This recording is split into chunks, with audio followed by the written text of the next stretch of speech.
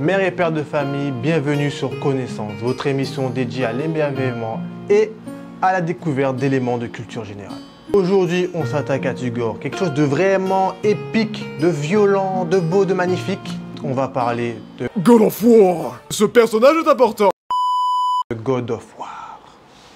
Et oui, dans Connaissance, on parle également de jeux vidéo. Même si les connaisseurs le savent, God of War connaît également une version sous forme de roman pour les personnes un peu plus littéraires. Je vous avoue que je ne suis pas du tout cinéphile, je préfère les formats sous forme de série. Mais là, avec God of War, j'enchaînais des 20 heures de let's play non-stop. Bon, j'avoue, je faisais des pauses. Parce qu'il y a littéralement un épisode qui fait 15 heures. Et j'en ai regardé plusieurs qui diraient 1 heure, 2 heures. Ça dépend. Ma mission sera de vous donner envie d'aller voir ce chef-d'œuvre du jeu vidéo. Même si pour moi, même cinématographiquement, c'est également un chef-d'œuvre. Si c'est le cas, abonne-toi si ce n'est pas encore fait, mets un like, lâche un pouce bleu comme ma veste et petit commentaire. Allez, c'est parti.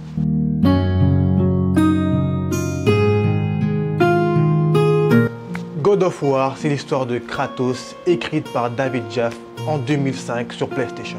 Un guerrier suicidaire et assoiffé de vengeance. Je vous laisse découvrir pourquoi en regardant, mais comme on dit, il en a gros sur la patate. Les événements se déroulent dans la mythologie grecque et plus tard dans la mythologie nordique.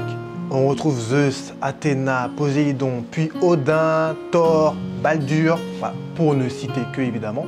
Déjà, les réécritures de la mythologie grecque, c'est incroyable. Pour vous donner quelques exemples littéraires, Euripide, Échille.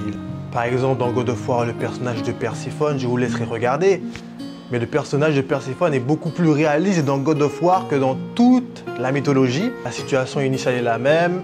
Hadès vole la fille d'Éméter, qui est Perséphone, et par un subterfuge parvient à la faire devenir sa femme, la reine des enfers. Dans la mythologie grecque, bizarrement, elle accepte son destin. 6 mois en enfer, 6 mois sur terre, elle est la reine des enfers alors qu'elle n'a pas choisi. Dans God of War, c'est non. Dans God of War, Perséphone veut la paix, veut la liberté, elle veut pas qu'on lui impose des choses que les dieux ont décidées. Do you think it was my choice to wed a man I did not love? Live a life I did not choose? I was betrayed by the very gods that once saw me as their own, but no more. Once the pillar is destroyed, the world will revert into chaos. And what is to become of you? I will have my peace and be free from this miserable existence.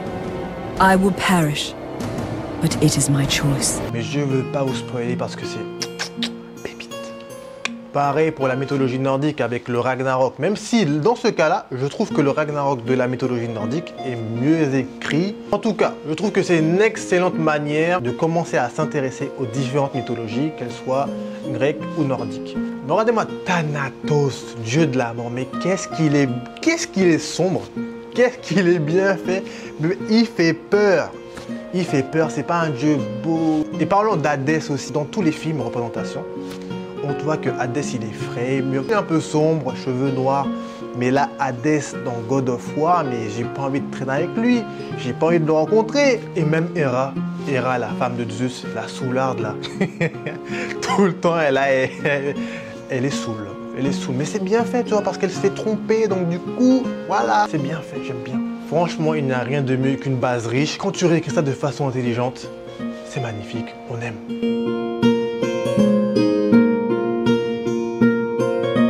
Désolé, hein. Il y a des gens qui sont pas contents. Ouais, mais il a changé. Pour moi, Kratos, c'est le meilleur développement de personnage.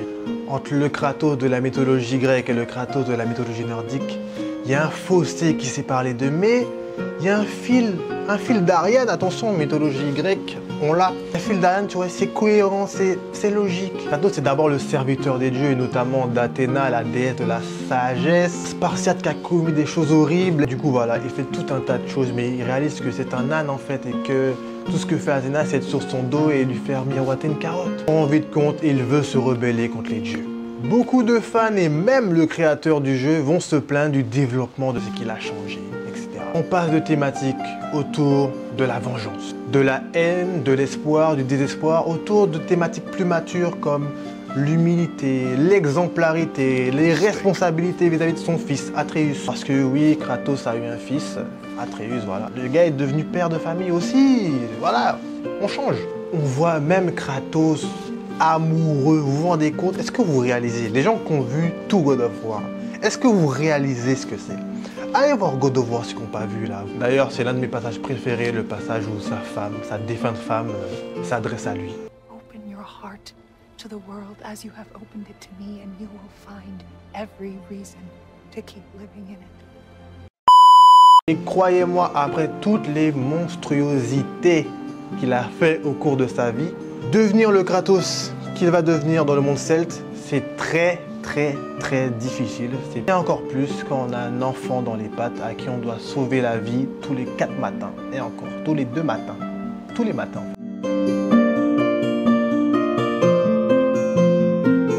Si vous aimez les beaux paysages, les beaux graphismes, vous êtes au bon endroit. Bon, les beaux graphismes, il faudra attendre quand même un peu. Parce que le jeu commence à partir de la PlayStation 2. Tout simplement la meilleure PlayStation de l'histoire de l'humanité. Qu'est-ce que je raconte? La meilleure console de l'histoire de l'humanité. Amis, parlons chiffres maintenant. En 2022, le dernier jeu God of War Ragnarok obtient au Game Awards 6 différentes récompenses. Meilleur jeu d'aventure, je dis oui. Meilleure musique, je dis oui également. Et les précédents God of War aussi musicalement m'ont marqué.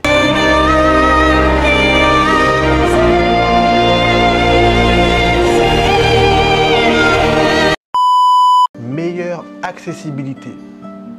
Accessibilité, c'est l'un des jeux les plus compliqués auxquels les joueurs ont joué. En plus, c'est extrêmement violent, c'est extrêmement gore. Accessibilité où en fait? Heimdall et Hermès, j'ai même pas joué au jeu, que c'est très bien qu'ils sont difficiles à combattre. Fuck this shit! Came in this fucking room and everything went fucking bad. Fuck this shit, man. Fuck. Meilleure narration, et je rajoute que God of War 3 n'a rien à envier en termes de narration à God of War Ragnarok. Rien. C'est même le meilleur d'ailleurs, là, Pandore, mais c'est... Meilleure performance d'acteur. Les doubleurs, que ce soit en français ou en anglais, c'est incroyable. Bande de Romains! Vous êtes des Romaines! Après tout ça, c'est quand même Elden Ring qui a reçu le meilleur jeu de l'année. Je suis désolé, hein, mais ça me rappelle un peu les cérémonies du Ballon d'Or.